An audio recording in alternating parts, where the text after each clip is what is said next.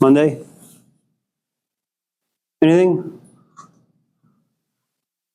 The Netflix account. My brother does. You load Netflix off of it. I do. Watch. I don't watch anything.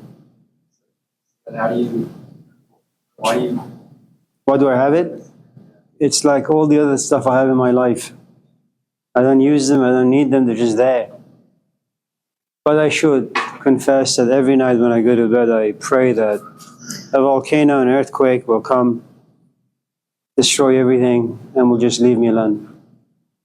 I'll be like at the very center of the living room and everything around me just falls apart. Just like Job. Just like Job. Thank you, Connor. Yeah, why do you ask? You want to come over so we can watch a movie together? I was just curious about like what you did for fun. Fun. Have fun.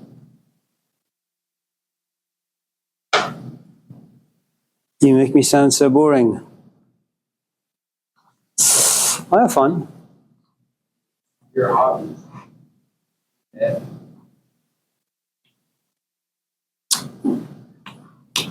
I destroy things, I build things. Right now I'm building a bathroom and a shower at the car wash.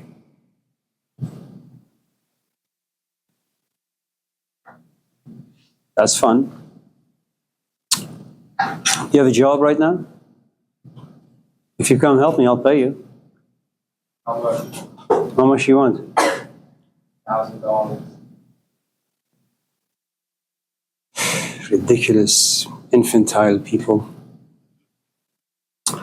Give you $10 an hour. I'm okay. No, that's below minimum wage. That's what I said. I'm okay. Good on that. How about if you pay me, you come and help me out? I don't have that much money. And it's in Auburn. It's about 2 hours away. I don't have a car. Take the Greyhound, I'll pay for it. Oh, The extra credit, I'll give you an A, automatic. actually, No. It's okay, so let's move on. Carmen, anything? Really? Quinn? Kendra?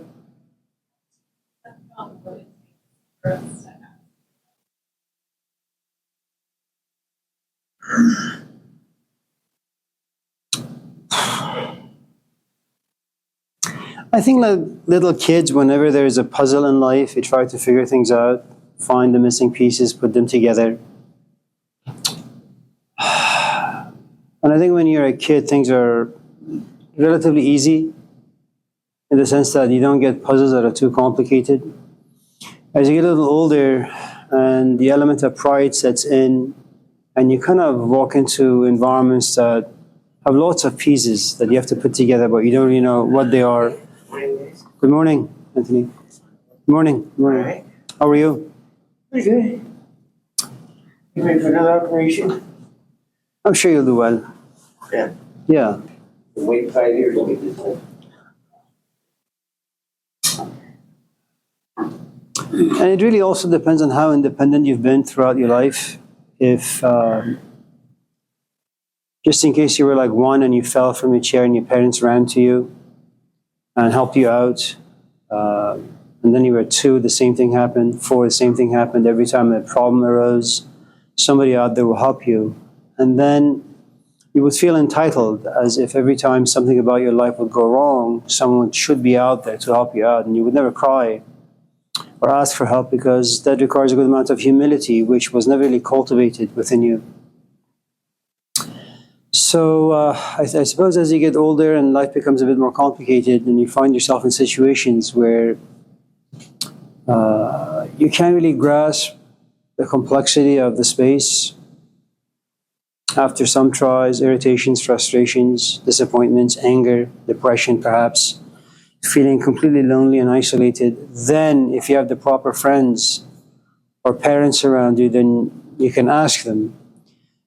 But if you have lived a relatively isolated life, the truth is, for anyone to invest time and energy with you and to help you out, they need to get to know you a little bit, to feel somewhat intimate, close, comfortable. And if you haven't done that, then it's going to be somewhat difficult. One of the nice things about long-term relationships, and they don't need to be healthy.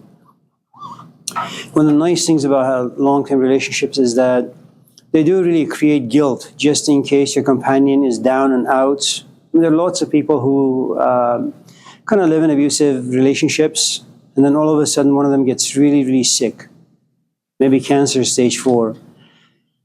And all of a sudden, the shock of this particular news is so tremendous that the companion who's been abused for years on kind of forgets the past. I mean, here is this animal laying just helplessly, and sometimes you even wonder why you're helping this person. Even though they've abused you your entire life, there you are, helping them. But that is what long-term relationships do. They create shame, they create guilt, they create empathy, compassion. Sure, and the negative emotions such as anger and all that. Short-term relationships are really, really difficult. There was an episode on Seinfeld where Elaine has met this guy somewhere, and she's like 30, 35, and he's like 80. But he's a very handsome older fellow. And they're having a good time, and Jerry tells her that, are you serious about this guy? He's like old enough to be a great-great-grandfather. And she says, but I love him, he's great. And then he has a stroke. This is like 2 weeks into the relationship. And she comes to realize she's young, he's old, she's about to live her life, he's about to end his life. And does she really want to spend the next few years of her life taking care of this old man? And near the end of the show, she just walks away,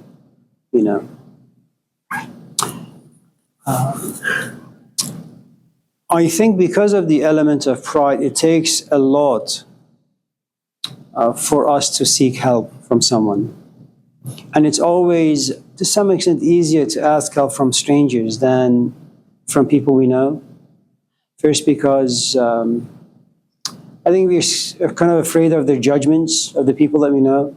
You would never raise your hand and say, Mom, I'm having a difficulty with my companion. What do I need to do? Because your mom has told you a few times that she's going to make fun of you. But you have no problem raising your hand in a class, a bunch of strangers, and raising your question, saying this is really complicated, I have no idea what to do. And there is really no need for humility. The class just demands questions, and this is one of the questions that you ask. There was this movie with Kevin Spacey, regardless of what you may think of him. It's called K-Pax. It's a really, really nice movie, I think. There is a scene where K-Pax, he's a guy who's come from this planet called K-Pax, and he's been seeing this therapist, Jeff Bridges, in real life. And Jeff Bridges, the therapist or psychologist at this firm, takes him home to meet his wife, kids, and a few other people.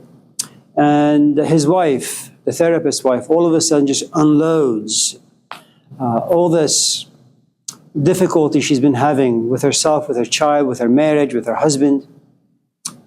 And she all of a sudden becomes aware of what she's done. She looks at him and says, I'm sorry, I don't even know why I share those things with you. And he says, well, it's because I can't hurt you. You don't know me. I just walked into your life. You want to vent. I happen to be the temple with a couple of ears. And once you're done with your story, then it's done. You've vented.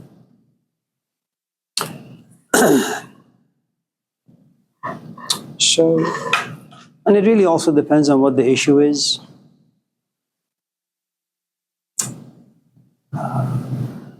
Sometimes jealousy. Sometimes jealousy, yeah. But if you happen to be of the type where you don't want to ask people for help, my recommendation, which I recently discovered after my triple bypass, because by nature I happen to be very independent. I don't like to depend on anyone.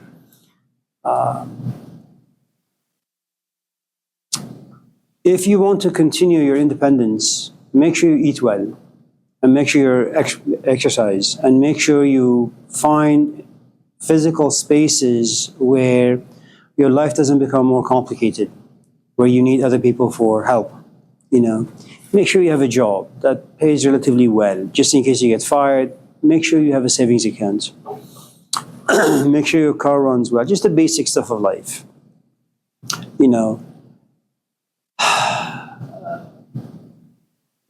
Because the truth is, you will overgrow friendships, outgrow them. But because of something someone did for you, you feel as if you have this obligation to pay it forward or just balance the scale. And even though you don't want to, you have no choice but to. But you do it with a good amount of resentment. You value your time now, you value your energy now, and this chap who did something for you like 10 years ago now is seeking your help. You don't really care for the person. So, you know. I got an email a couple days ago about this kid in one of my classes, never shows up, never does any work, and all of a sudden says, I want office hours. Just deleted the email. What is he going to ask me? How can I pass the class? I think any reflective, self-respecting human being would just drop the class or even not ask for an office hour. If he's got romantic issues, it's not really I don't really care. If he's got other issues, I don't really care. And I don't care because I don't know who this person is. So there has to be something about, anyways. Yes, Quinn? How are people able to hold grudges for like decades? 30 years still be like upset? Well, it depends what they have done. Imagine I am your boyfriend, forgive me, and you're very attached or I'm very attached. Let's just say you walk away from me because you've gone out with Playboy men.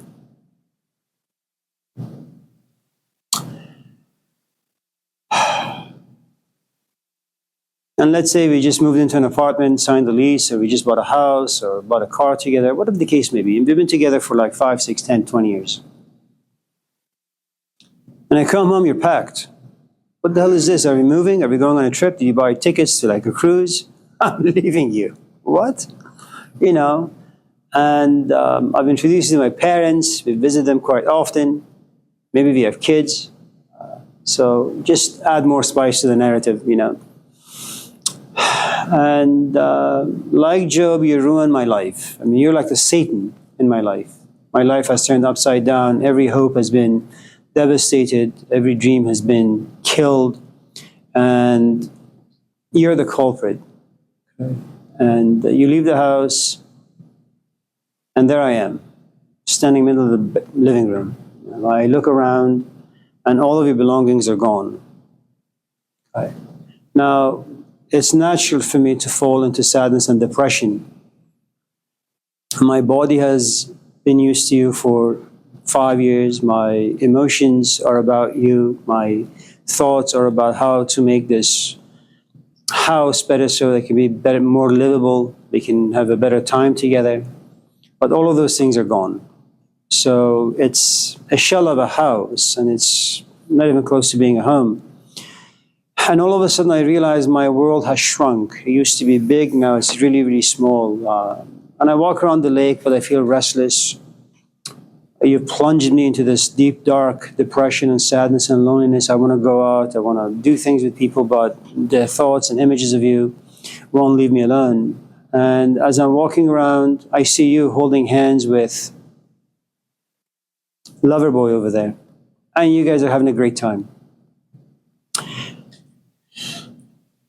And one of the things about us is our demand for justice. I don't know why it's there. But I feel what you've done to me is unjust. I haven't done anything to you. And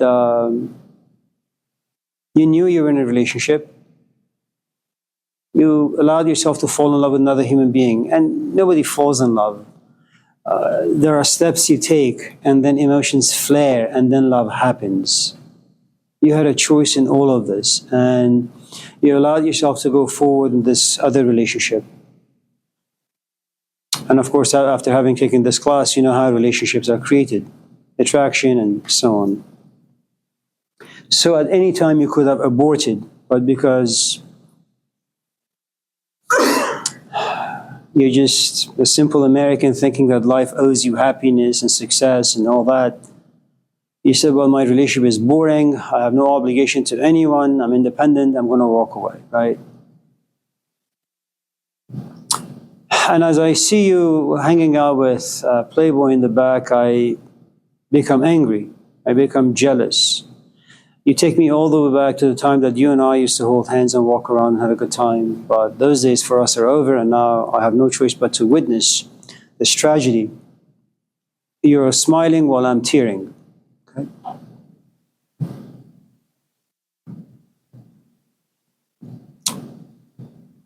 After 1, 2, 3, 4, 5 years, and again, remember, it really depends on how intimate I feel myself to you, physically, emotionally, intellectually, all that. It takes me 2, 3 years to pass by for me to kind of regain my health, sober up a little bit. And then one day I get an email from you. I am so sorry. I'm just about to recover. And now you happen to be in this particular mood. And the only thing I can think about is F you. You don't deserve anything more. You ruined everything about my life. And now you say sorry. And there are no commentaries as to why you're saying sorry. All of a sudden out of the blue, sorry. You know. And then there is no reply, of course, and then you walk to my house. You knock on the door. I won't even invite you in. And you say, Amir, this was 3 years ago. Don't hold such a grudge, it's okay. You know. And you say, what happened? Your lover boy left you? Is that why you're here? Are you now depressed the way you depressed me?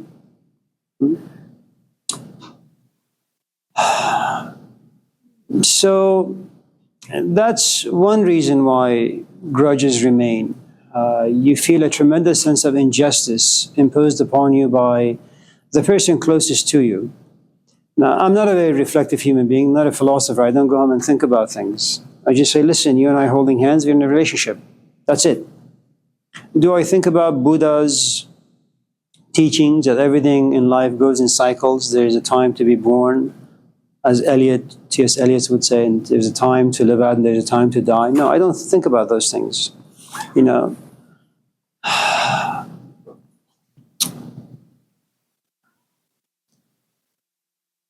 If on the other hand, I was very, very mature, or through the healing process, I gained some maturity, where I realized nothing under the sun lasts for too long. And I kind of wrestle with this, kind of like what Jacob did with Satan in the Old Testament. You wrestle with this. You know, if nothing lasts under the sun, why is such an intense desire for stability, for permanence, for routines, for habits? Knowing full well that life at any moment can take everything away. And that's what the wisdom tradition argues, you know. Or do not build your house on sand, because it's not going to stand for too long. You are sand, Quinn. At any moment you could be attracted to someone. At any moment you could lose your interest in me. At any moment you could say, well, you know what?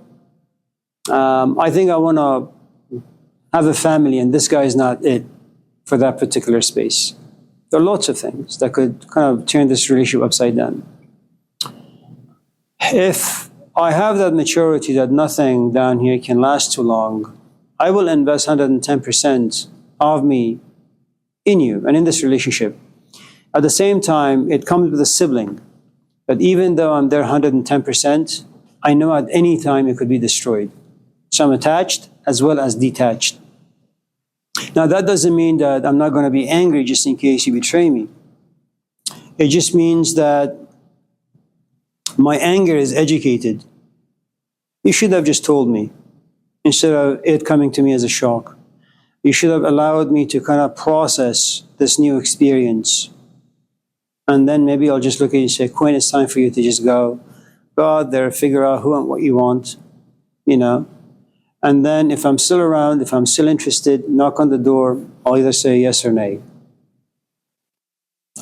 But grudges, for the most part, are about investments that have gone bad.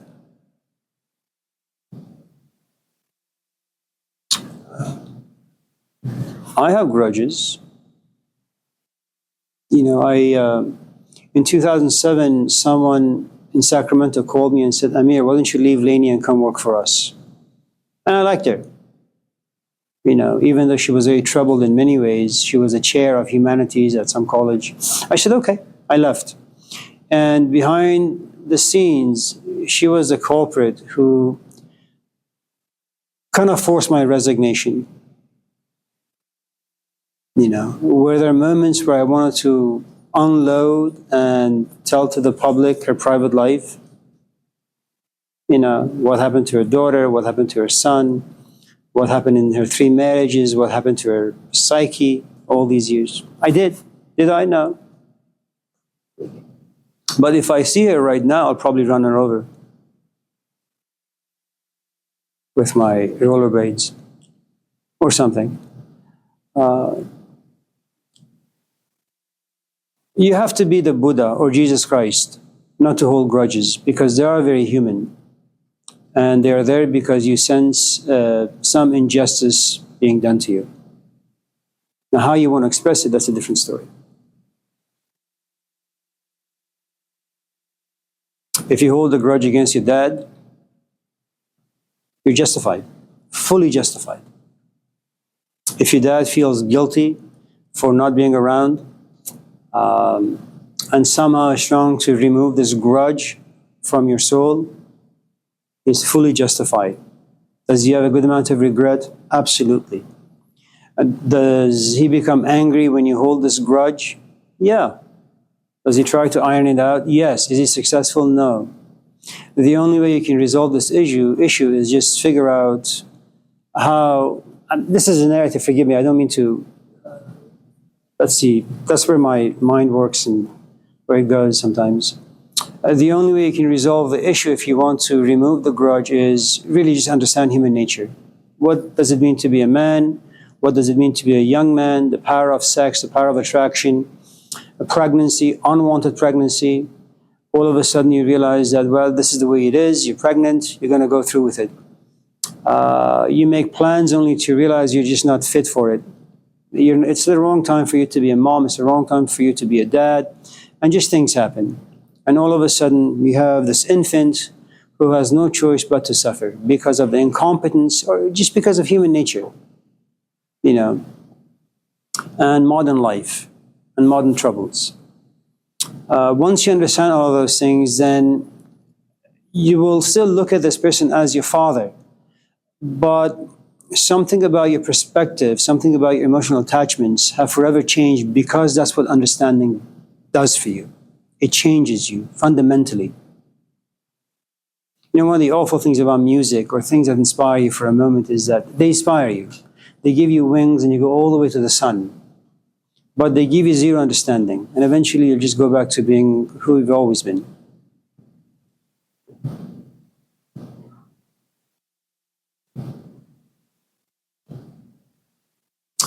Love. He's from the importance of crime. Crying? Crying? I think it's important. So,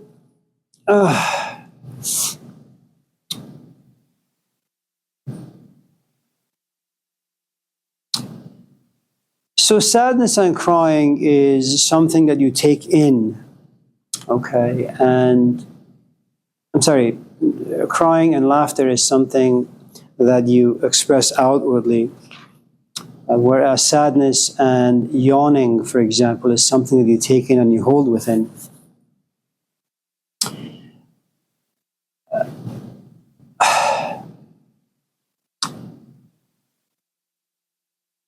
Nietzsche was a German philosopher, and by no means was he that great. He was just a man locked up in a room, and he just sat, thought about certain things about life and wrote. And his writings are really, really good.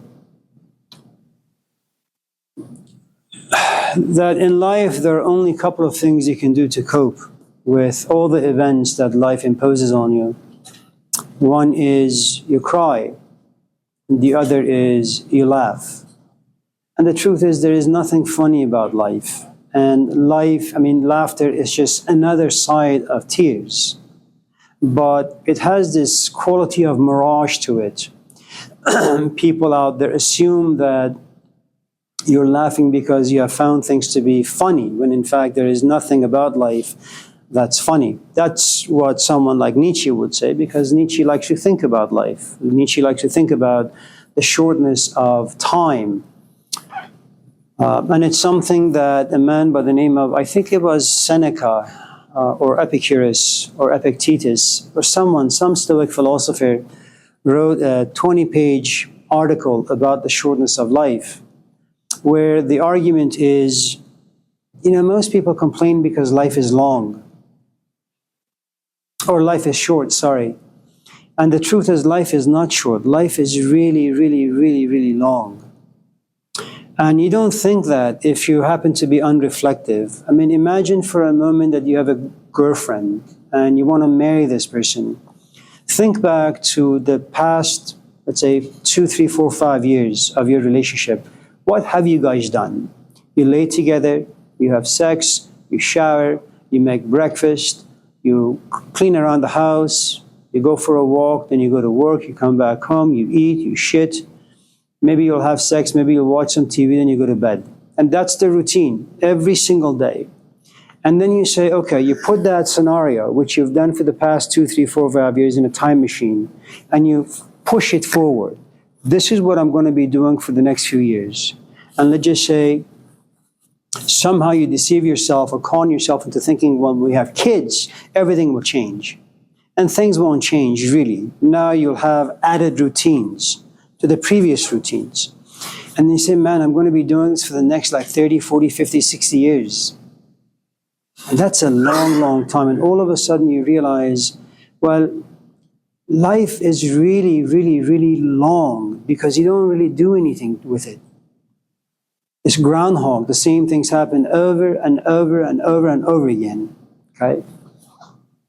So Seneca, if that's the name I'm thinking of, who wrote the article, had argued a reflective man would make the most of his life in the first 30, 40 years and then pray for death, because there isn't much else to do in life. Okay.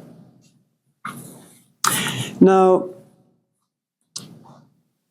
let's not consider that people sometimes cry because a joyous event have all of a sudden entered into life. Okay. Let's say for the most part that life, and especially when you're a kid, when you're young, it comes to you very, very easy. And most of it is really just physical.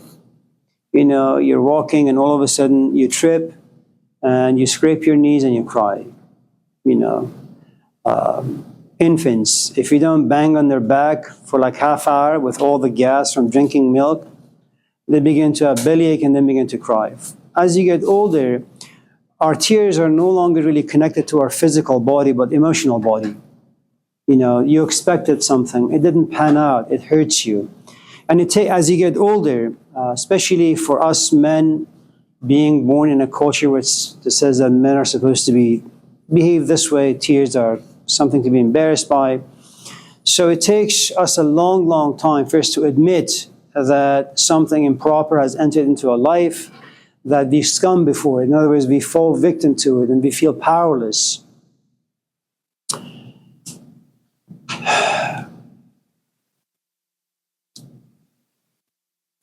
I suppose if you can find a safe space where you can express yourself, weeping will be really, really good. But it is because of pain. It is because of something that was to be expected but didn't pan out. Investments in people and coming to realize things didn't work out. And sometimes you don't cry by shedding tears. Sometimes there is a great amount of grief and sadness about you. And you try inwardly without anyone seeing visible tears running down your cheeks. Those are the worst kinds, because you hold everything within. When you go somewhere and you actually shed tears, these droplets from your eyes, afterwards there's a great amount of release. It's like you're horny, you have sex, or you watch pornography, whatever the case may be, and after whatever it is that you do, there is this tremendous sense of release. And then you look back and you say, man, that was completely ridiculous and a waste of time. Tears are very much the same way. There is this pent up emotion inside you because of certain events. You know, if you happen to be living in Palestine, if you happen to be living in a very, very difficult, abusive situation, there comes a point where you have lost the capacity to shed tears. You no longer have any tears to shed, you know. But I think if you have the capacity to shed some tears or to find physical spaces, safe spaces to cry, I think it's worth it. If on the other hand you hold things in, it's like a volcano. The inability to shed tears, especially if you are unable to process those experiences, will lead to you being profoundly angry. And then you'll just be a vicious little animal. And every chance you get at any person out there who will give you any moment, you will unleash your wrath onto them. And it won't be very pleasant. So yeah, it's good to cry. Feel free, by the way, in this class. How are you? Yeah, Howard.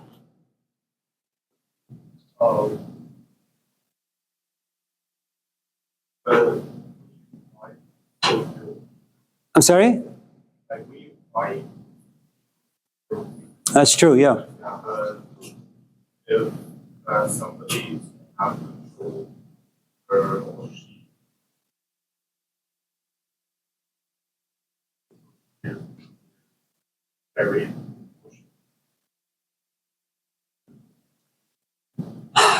I think people just express things in their own way. You know, when you go at a funeral, I remember when one of my best friend's son had passed away. His father calls him. He was only 17 when he died. He had a heart attack. His mom cried, screamed when we were burying the body. His father, his arms were folded, leaning against the tree, didn't shed a tear. But then one day he was at Arco. After like 2-3 months, he was pumping some gas. And all of a sudden, and he was listening to this music in the background, and all of a sudden he just broke down. But regardless, I think grief signifies loss. Loss signifies attachment to something that you expected to be around you for a long time, and all of a sudden someone has taken it. Life has taken it. And you're going to suffer that loss, and you're going to express it in some shape or form. Some people have great imagination and they paint.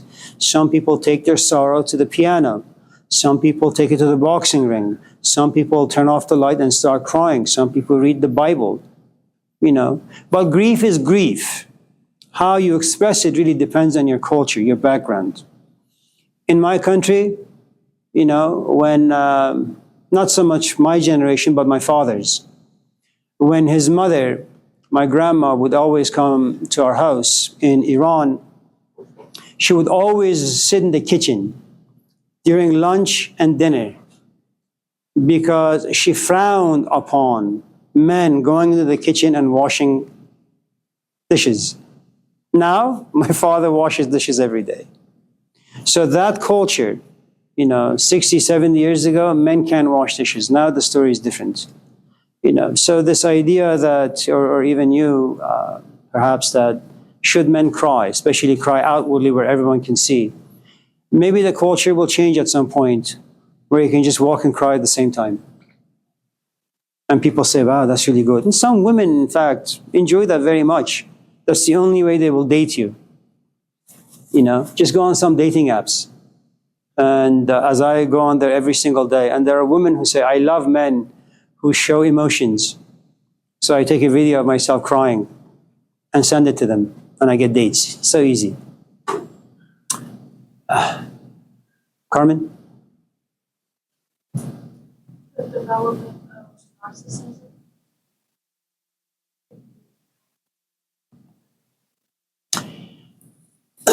So, Narcia is a Greek myth.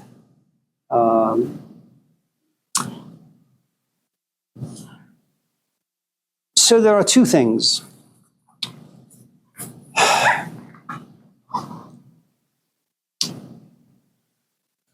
For those of us who have children, it's an interesting phenomenon. For some strange reason, kids like to win. When you play cards with them, they will cheat. When you want to sprint with them, they tell you, look back there, and when you go, you realize they're like halfway through. They cheat because there is something about them that enjoys winning. They have a sense of self from the very beginning, at the moment of birth. And they protect that sense of self, okay? Now, there are a couple of things. You can either have a very, very spoiled kid, and every time he or she screams, you run to them and you satisfy their need. And they say, oh, okay, well, this tells me something. And you can be like 6 months old, it doesn't really matter. It registers that every time I am hungry and I scream, my mom runs toward me. What if I'm bored and I begin to scream? Will my mom run towards me the same? And the answer is yes. What if I see my neighbor's kid having a bicycle and I want a bike?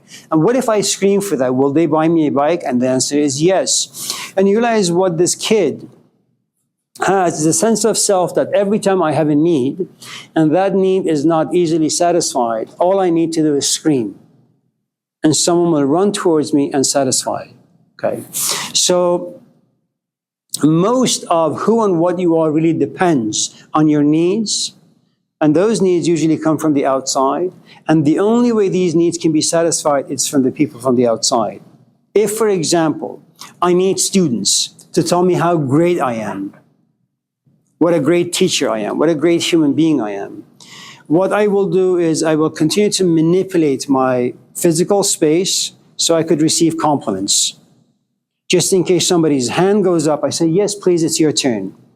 Very much like the first or second day of this class, someone said, why can't we have an open conversation about things, right? And, well, if I am the sort of a fellow who desires attention, especially positive attention, a form of narcissism, right? I'm going to say, okay, you know what? Let's just do that. Let's just have people talk endlessly about ridiculous things. And then I will receive compliments. This is the best class I've taken because the instructor just allows me to talk endlessly about ridiculous things. Okay. So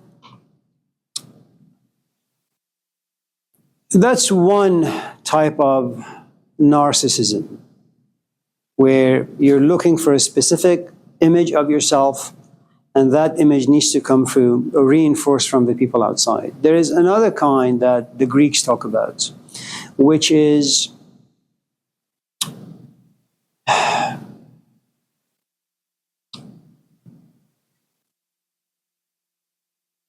let's say as a woman, you're very attractive, and for the longest time, you depend on people on the outside to tell you how attractive you are. And every time they say, your value goes up. You get to be around the age 34, 35, and something about you says, I'm tired of hanging out with these losers. I really just want to go somewhere in the forest, whether literally or metaphorically, and figure out who I am, what my needs are. What the hell happened to me? How did I become this way? And you begin to kind of look for books, look for people who can give you a different kind of, I suppose, ability to reflect on yourself. One of the problems that the Greeks told us is that you, Carmen, you will go around, and what exactly is it that can reflect back how you look? Well, there are no mirrors way back then. All you have is a pool of water. Now, if there are ripples, waves in the water, your image is always going to be distorted. That's what people will do for you. People will tell you, even though you're an idiot, so you're so intelligent, and you like that. Even though your essays suck, oh, you write so well. Even though you suck at sports, they say, oh, you look great. You play tennis so well. So you have to look for someone like a Socrates, where he's like a pool of water, but there are no waves in it, where you look, and for the first time, you see your own reflection. The problem with seeing your own reflection is that the reason why you're looking for a still pool of water for the first time, you become selfish or you become a narcissist in a way where you no longer depend on people on the outside, or you don't depend on just a whole host of people, any kind of a person. You depend on someone whose doors of perception have been cleansed, as Huxley would say. That you will take your essay to this person, she will read the essay and says, Carmen, this is not an A essay, this is an F essay.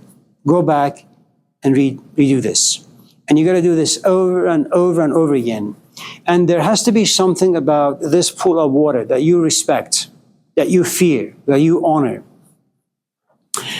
So it's good to be a narcissist. The question is which type?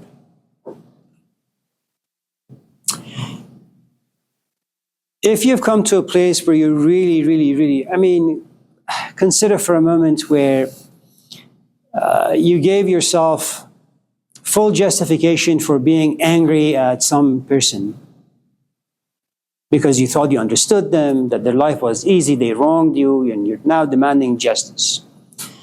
After 20, 30 years of having this narrative kind of guide you and destroy a good portion of your life, for the first time you say, I'm tired of my life falling apart. Then you go seek a therapist. And for the first time, the therapist says, yeah, well, that happened 20 years ago. What the hell is wrong with you? Why have you been holding this grudge for the past 20 years? Maybe your thinking, process facilities or faculties are not functioning well. Let's correct this for you. And so what will happen is they will pull up things and you will see them and you begin to see hints of your own reflection, your own reaction, and you won't like it. You have a couple of options. You either will run away and you will go back to the distorted reflection, which will make you more comfortable, or you'll say, okay, I'm seeing myself more clearly. It's painful, but I'm slowly getting there. One of the things you have in the Greek story is that there comes a point where Narcia no longer moves, no longer walks around, no longer runs, no longer seeks attention. For the first time, he has found a still pool of water, and he just looks into it, and he sees his own reflection, and he falls in love with it. That's the best kind. Not to fall in love with your distorted image of yourself and then have people reinforce it, which will make you more mean. It's no different than Plato's allegory of the cave.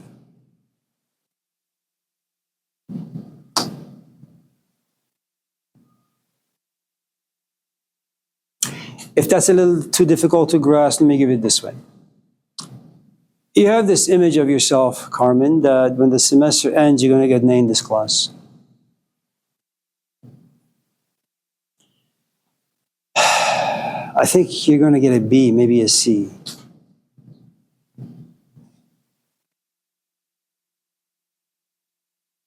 I think you should read the syllabus very, very closely.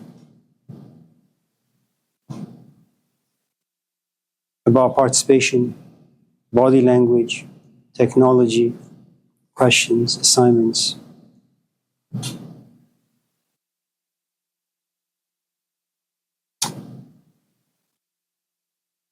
All of a sudden, you're put in a place of discomfort. You doubt. You have to examine and re-examine yourself, and you won't come to any good conclusions. And you know what you're going to do?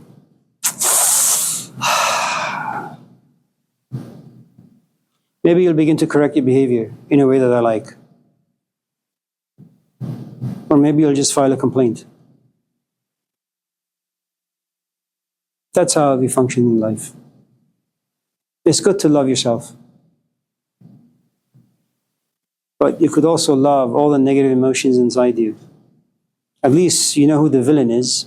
That should occupy you for about 50, 60 years.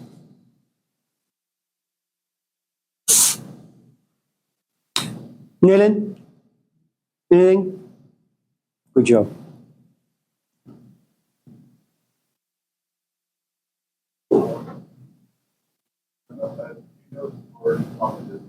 Populism? I don't know. I have to look at the news somewhere. I don't know what the word means. Yeah. Sorry, Howard. Quinn? Is there a way to like get over narcissism? It's like very just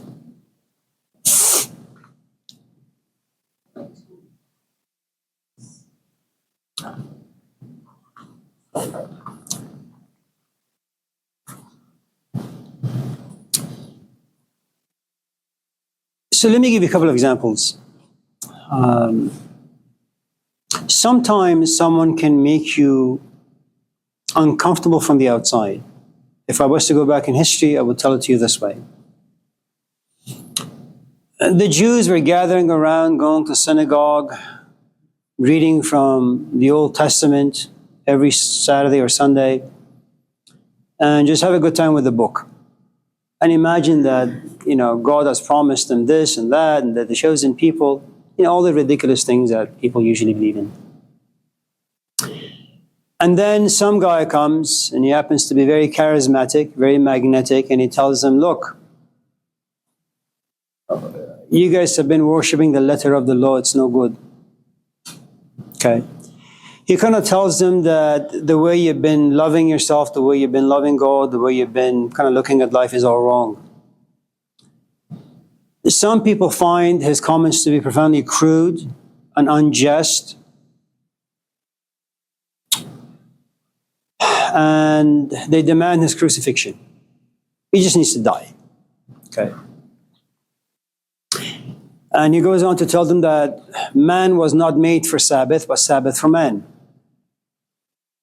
If you see a sheep in the hole, God damn it, go rescue it. Just because it's Sabbath, it doesn't mean that you just sit on your ass the entire day and watch the sheep die. Right? And he tells them a little bit about human decency, and people don't like it. He creates a good amount of distortion. He makes them think, and that's not fun. But out of the many thousands of people, he's able to gather 12 lousy disciples. Okay? So sometimes the way you feel about yourself can come from the outside. Someone telling you something, coercing you, manipulating you, brainwashing you into looking at yourself slightly differently.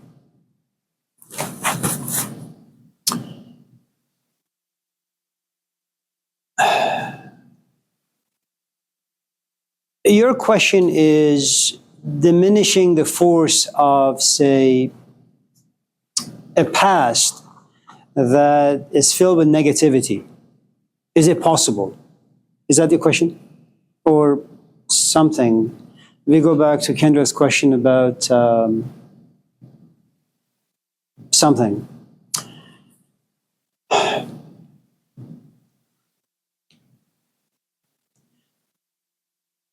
I'll give you a very, very simple example, and forgive me for the self-indulge.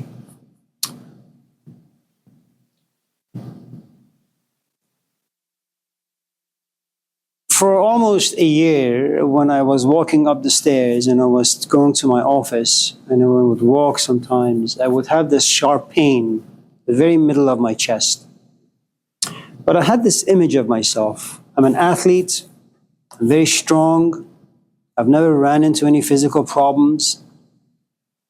I'm probably just eating the wrong food. There came a point where I became really concerned. And that concern forced me to look at myself differently. But it was the pain.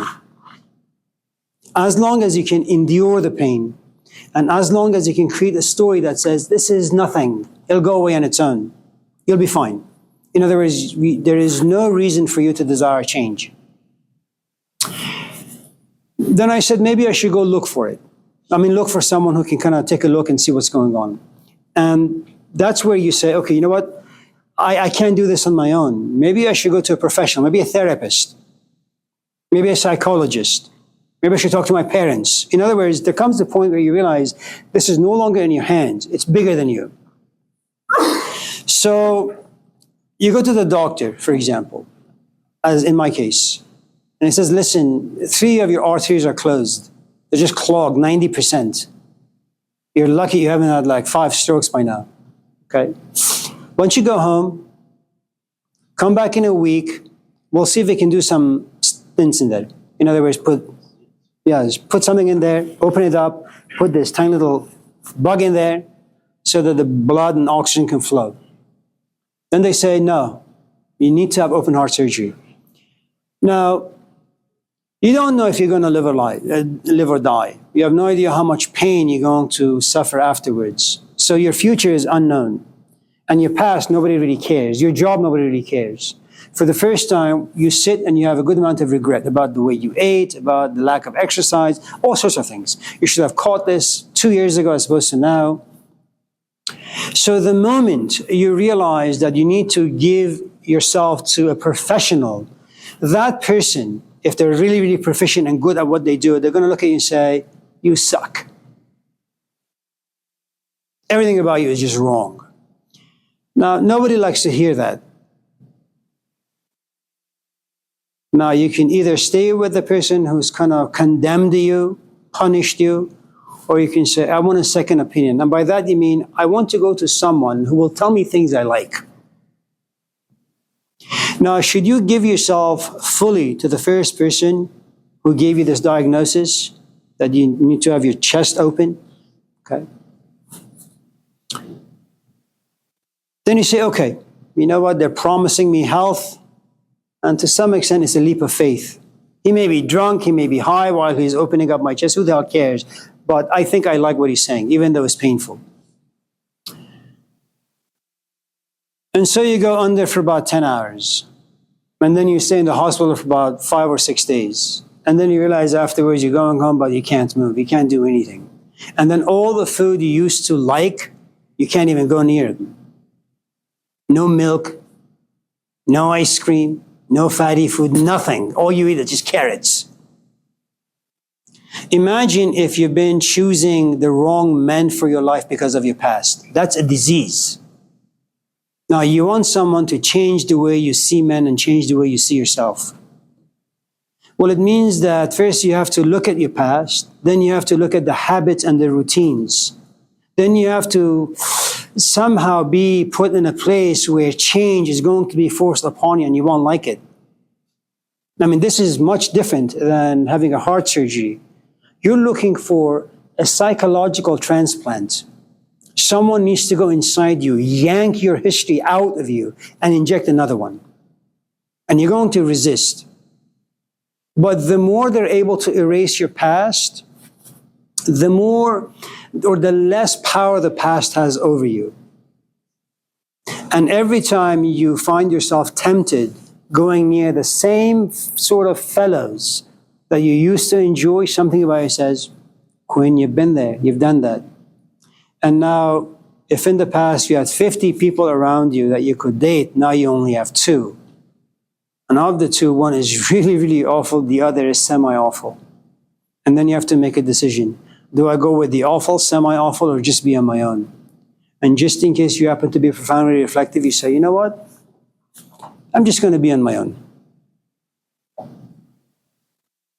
That's the only way I know. And I may be wrong.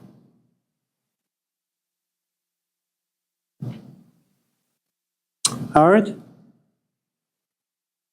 So, in last week, about Mahatma Gandhi, okay? about non-violence, Okay. and I think like how long like they are trying to follow or get something. So, like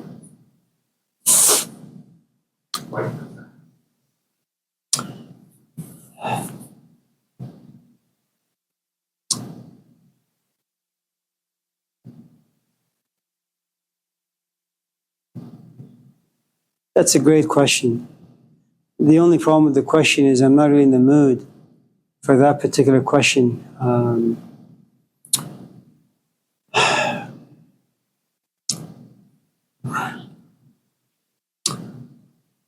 If you were to just look at human nature, if you look at human being and his or her presence in life,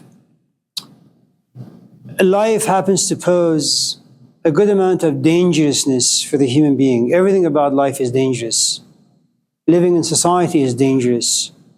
Living in society means society has forces, and those forces are going to impose on you. Going to school, that's an imposition. You have no choice. Going to work, making money, paying rent. I mean, you could very much go to Yosemite and live under a tree, but that's not what you do. You like to live in society, live in a civilized space, so to speak. You have to say hello to people. You may not like to, but you have to. You have to say hello to your customers. They may be mean-spirited, but nevertheless, if you want to keep your job, the point I'm trying to make, life puts these ungodly pressures on you. And somehow you have to react to life in a way that is socially acceptable. Okay.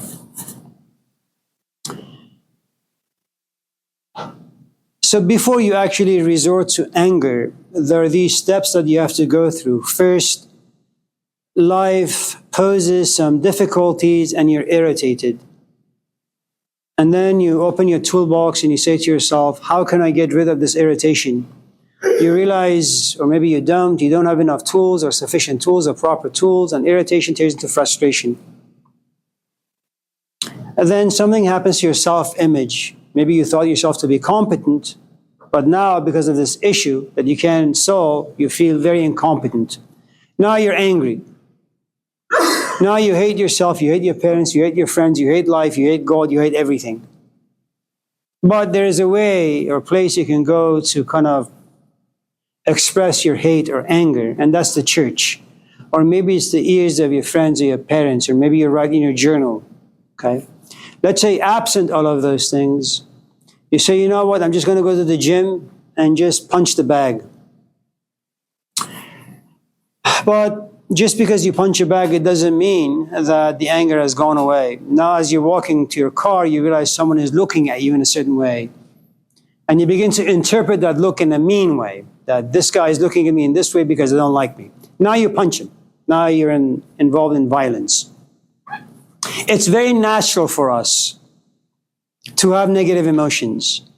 Now, what you're saying is someone like Gandhi, how is it that someone smacks him, kicks him, punches him, and he turns the other cheek?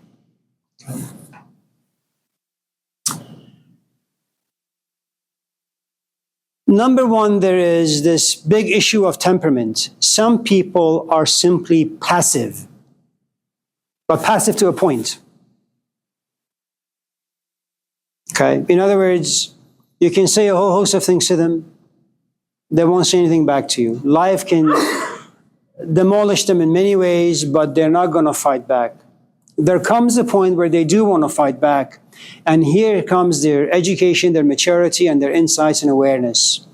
Every time their anger comes up and they want to retaliate, they become aware, they put a chain around this emotion, and they bring it down, they tame it. How that's done, I don't know, with a good amount of practice.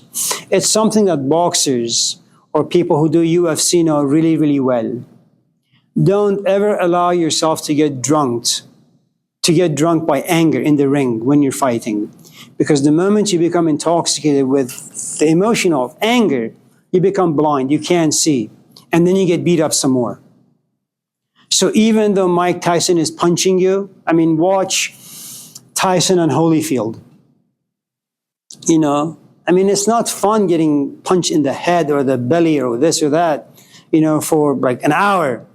And yet to keep your cool and look at your opponent like a mathematical equation, study his movements. Okay. So Gandhi was one of those fellows who I suppose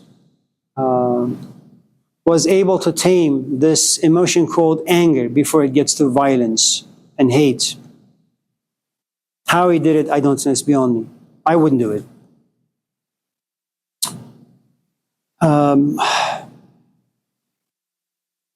And, you know, considering what Gandhi did, it's really just a miracle. It's amazing how a single man can create a revolution that drives away 400 or 40,000 British soldiers back home. I mean, it's not, you know, I mean, just think about it, 400 million Indians controlled by 40,000 soldiers, English soldiers, and single-handedly, without any fight. He shames them, and they get on the ship and go back home. That's amazing. Yeah. He didn't go back home because Gandhi shamed them. They go back home because their homeland was in ruins and no one had the appetite for war. Sure. Yeah, that too. And you have a couple of massacres, and that wasn't fun. Yeah. Okay. Abby? Anything? Morris? Sorry. I'm sorry, Miles. You're, right? Miles. Morris. Miles. Huh? I apologize. But do you think that, like, love without attachment, or like, yeah, basically, if someone were to leave you, like, you think that love them but not be, or be, like, I guess, for it not to be detrimental to them, they're to leave. I knew a young woman, and by young I mean she was 33. She was from Afghanistan. When she was in Afghanistan, something had happened to her, and from that point on, she was just broken, damaged in a really, really bad way. She lost the ability to trust, especially older people, men. She tried to talk to her mom about it, but she was accused of lying. She tried to talk to her father about it. He also accused her of lying. Her uncle had done something to her. Eventually, they moved from Afghanistan to, I think, Chicago. And she was 15 or 16. She was blossoming as a young woman. And people have needs. And the world of advertisement told her that she's attractive. She has a nice body. But she had lost the ability to trust, to be intimate, physically, emotionally, intellectually. So she had developed this particular game, which was she used her looks as a bait, and she trapped a lot of men her own age. They would fall in love with her, and they would express how much they loved her. And then once they expressed their love for her, she would leave them. Eventually, she went to Davis. She got her degree in medicine. She interned at Highland Hospital. She got married at the age of 33. And she got married at the age of 33 because she was tired of being damaged. She was tired of being sexually intimate with people, once in a while opening up to them emotionally, even dimly loving them. But she got tired of wanting to be attached but never being able to. And her imagination told her that if you get married, maybe that'll happen. So she got married at the age of 33. 27. It didn't last. It didn't last because the Buddhists argue that the human being on the inside, what they call consciousness, however you want to define it, it's a wasteland. You know, where you just dump your garbage, and you assume that just because it's a dumping ground, that eventually the earth will swallow them and you'll never see them. But the truth is, you can't get rid of garbage like that. And so they argue at a certain point, this dumping ground is going to explode in your face. And so at the age of 33, she realized that she just can't love, and she won't love. She doesn't want to be with him intimately, in any way, physically, emotionally. And so she divorced. And I think even to this day, she's kind of alone. She's about 60 or 65. It's a very depraved kind of a life to have lived. Now, you can be detached in that way. But there is that particular kind of detachment has to do with your past. There is something so traumatic that keeps you from bonding to people. And whenever you get into a relationship, you want to make sure you have a tremendous amount of power over them. And that's one of the nice things about trauma. Trauma gives you power to go into relationships But because you don't have the capacity to be intimate, it's very easy for you to walk out. You know, I mean, if you examine what's happening to actors and actresses, for example, generally people who have a lot of power. And when you have power, you become the sun. And wherever you go, you have all these people surrounding you, asking for your autograph, asking, what do you think about this and that, right? And so there comes this moment in your life where you assume that you're going to fall in love and get married, and you do. But then power sets in after a few years or a few months. And then you say, well, why should I just devote myself to one person when I can have 5 or 6 or 7? And then marriage falls apart. So whenever you have power, and that power happens to be unchecked, and you're still drunk off of it, there's a good chance that things are going to go bad. Okay? So yes, people can love in a detached way, but it's an unhealthy detachment. Then you have a sort of detachment that comes with a good amount of understanding. But that particular proficiency in understanding means that you've been a really, really good student of life and human experience and the way life functions, and how it comes about and lives itself out and then slowly diminishes. And then when you walk into a relationship, you know exactly how it's going to be. You're going to invest, 60,000 in a Tesla. You're going to have a good time. And when people kind of give you compliments about the car you have or about this degree that you have, you kind of have this ironic grin about you. Thank you very much.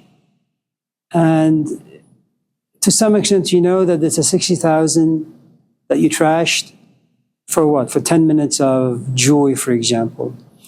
And so if you happen to, again, have a good amount of understanding, you will walk into a relationship, any kind of relationship, knowing full well that in a couple of years, you'll see wrinkles about it.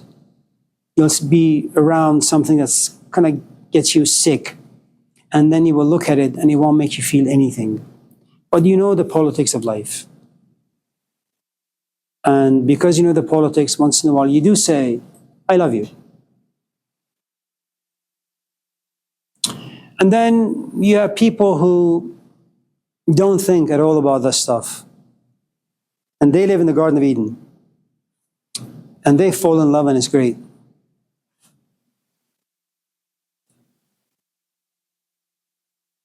And they're fully attached, and that's wonderful. They take advantage of the full human experience. Yeah. What time is it? We're out of time. What are you guys still doing here then? It's good to see you. Thank you. Thank you. Thank you. Ivan, sorry I missed you.